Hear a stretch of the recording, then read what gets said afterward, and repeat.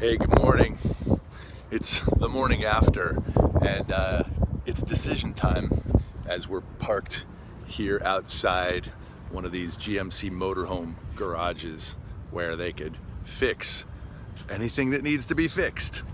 And what needs to be fixed is, the engine in our main mobile studio RV with the kilowatt of solar on the roof and the speakers on the roof and all the work that's been done to this one in the past few months to bring it back up to speed. Everything that had been done in the front end, finally everything was smooth and fully recovered from the accident that happened 14 years ago where a drunk driver hit us head on. Anyway, so it's decision time. A blown engine is a really costly venture, and we've run mostly out of money after putting so much time, so much effort, so much redesign into both of these RVs, especially the past year and a half, finishing the other GMC motorhome and then turning our attentions back to this one and finally having it mostly finished and driving back home and on the highway. Why did it quickly overheat? We thought we caught it in time, but no, the engine is blown. So anyway, those of you who don't know much about SoloSonic and this fledgling project that seems to be mostly about refurbishing RVs, we're refurbishing them to be able to present them as mobile broadcasting stations. Internet radio with video, but also to engage a live audience with a solar-powered sound system roaming on the road. And you could do that with just one, but it would be a lot more fun with two because you could provide better hospitality on site to artists. You could also lend out the second RV to artists and in the form of residencies. So if they're passing through LA, they've got a place to stay while they're preparing to do their live set, their performance, and then move on out. Or we could provide it as living space for crew members who are helping us put on these events. So it always seemed to me that if I wanted to promote this lifestyle to its fullest and find people to work with, that having the second RV came naturally as a decision. And we got it at a good price way back in the day. We did a caravan project coast to coast, had a little bit of a crew happening, had a little bit of a buzz happening. Tech TV was following us. ResMag did a little expose article on our mobile studio. Everything was firing on all cylinders until coming back home from a 100-day caravan road trip. We blew an engine. It's just like yesterday. Blowing an engine can certainly lose your momentum when the most expensive piece of the motorhome has gone and has to be rebuilt or replaced. So we got that little knock, knock, knock, rap, rap, rap on the engine up front, and we got to attend to it, and it means we got to make decisions. And money plays into this, and time plays into this, and it's the season for SoloSonic to do some great things. We are announcing, finally, I was talking to a few friends, help me put on an event. We are going to announce our first event on Facebook in years, a live event that you could also attend through live stream if you're not in the San Diego or Los Angeles area. And go figure, at that point when everything's done and we're dialing in and ready to go, we blow an engine. So we've had enough experience with this to know that it's decision time. I put up a little GoFundMe, hoping that maybe some sympathetic souls who believe in our little SoloSonic manifesto might say, hey, I can kick in $10, $20, help move this thing along. So if we could reach that goal of $6,500 on GoFundMe, then I'd say no problem, we move forward full steam.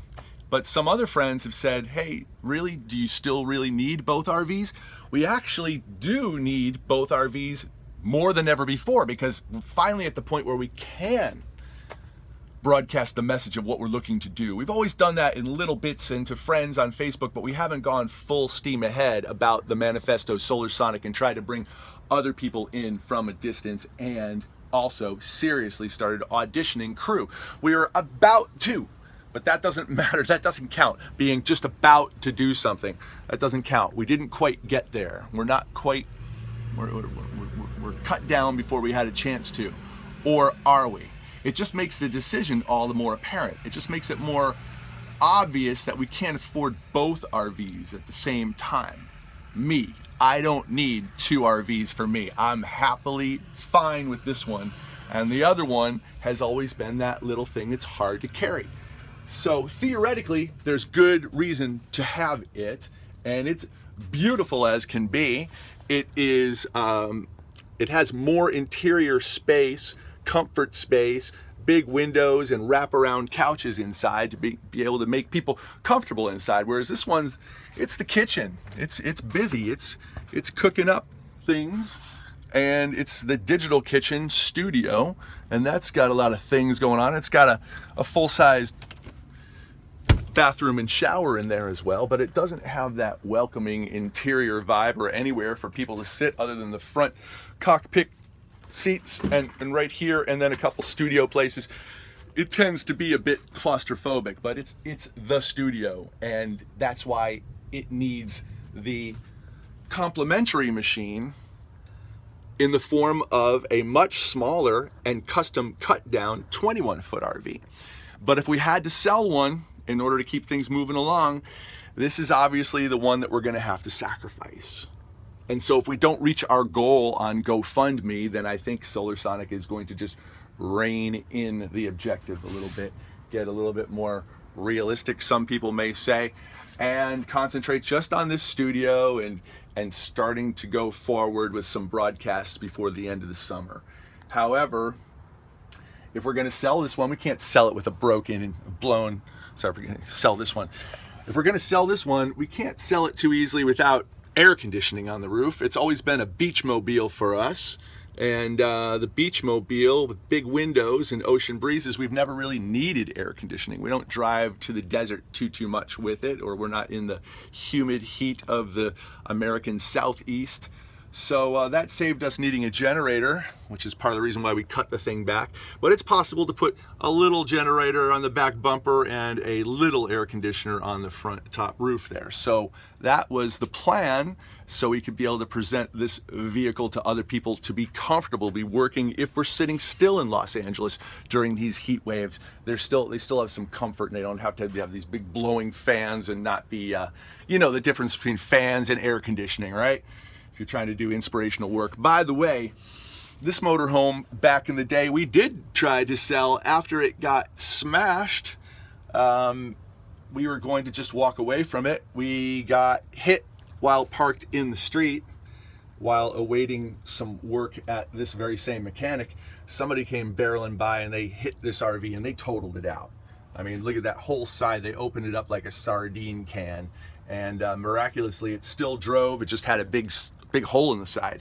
So the insurance money was okay, so we could walk away from it and just part it out or sell it as is, and we almost did. But then some GMC forum friends said, hey, we found you the parts that you need, and we can drive them down from Colorado, and you shouldn't put that thing into a landfill. And so we followed their lead. It just seemed like the thing to do at the time, and we rebuilt it. But little did we know that in the rebuild process, we'd get tempted to cut it down 2 feet and make it more easily parallel parkable. And why is that important? Try living in Los Angeles with a motorhome. Also, try lending out your motorhome to other drivers who are not quite familiar and they've got to park the darn thing.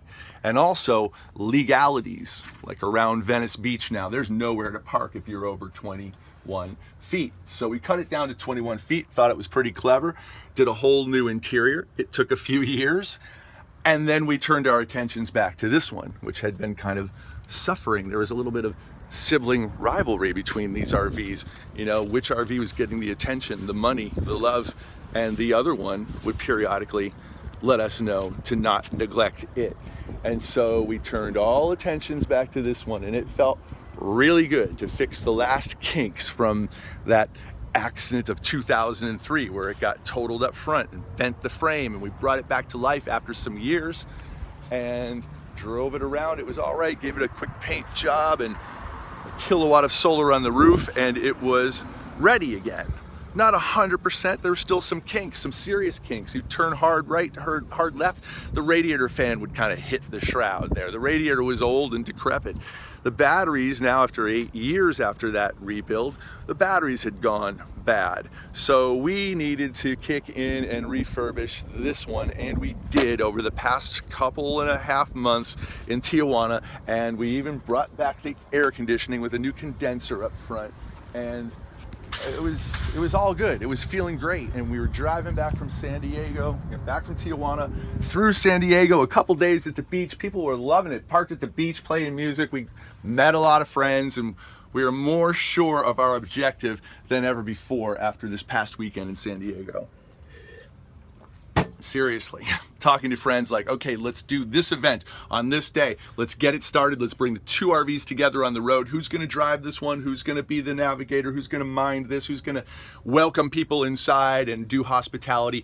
We're in those talks. It was going to start happening, and then blown engine on this one. Blown engine and a major expenditure that makes us say, okay, are we beating a dead horse? I don't think so. I think it just requires better communication of objective, that people can believe that we're serious about this. I do put my every hours into it. I'm either researching the next levels of either motorhome refurbishments or the software, the hardware, the integration of the whole multimedia system to be able to engage an audience in person with these solar-powered sound system speakers on the roof, a big subwoofer in the doorway. Yeah, it's messy inside right now, you guys, and a lot of the time it will be as we are reconfiguring things and dealing with emergencies. But when everything's put in its place and we fire up those speakers and the sun is shining great and we're parked at a beach, there really is nothing like this system. And the 2 systems together, parked in proximity. We've been scouting out places where we can do these things, and we're super excited about it. I don't want to cut it down, but if we do get kind of bankrupt by this engine rebuild, I'm going to have to consider that it is time to just sell this vehicle, get back what we've put into it over 5 years of refurbishment. It is super custom, and in that regard, it's kind of priceless.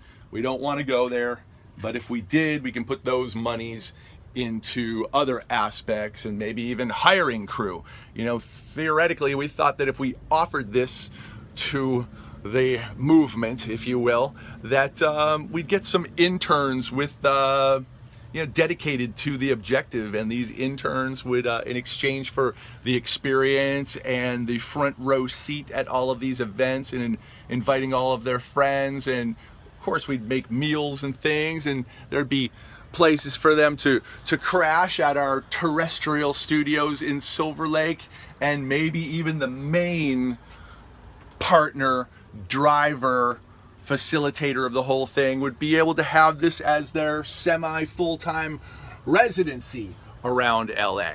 And that's all possible. It still remains possible.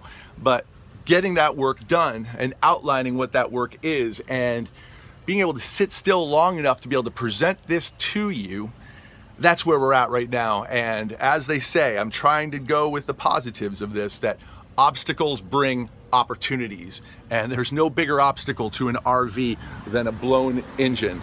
And if you've watched the whole 13 minutes, you'll know that we're dedicated to this project, SoloSonic streaming in particular, and there's whole nother topics about what streaming represents in our day and age.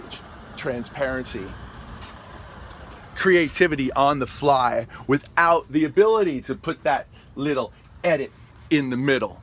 You see what's really being cooked up. You see the motivation of artists. You see the location where they're coming from, and you see how they deal with obstacles. And here's the biggest obstacle I've faced in a number of years. At least it's not health related. It is vehicular, and we'll spring back one way or another. Keep watching these YouTube uploads, and we'll see how the progress goes over this next week. Thanks for watching. I am EKG, aka Electro Greg, SoloSonic at the moment, and looking for a little bit of support. Thanks for watching. Over and out.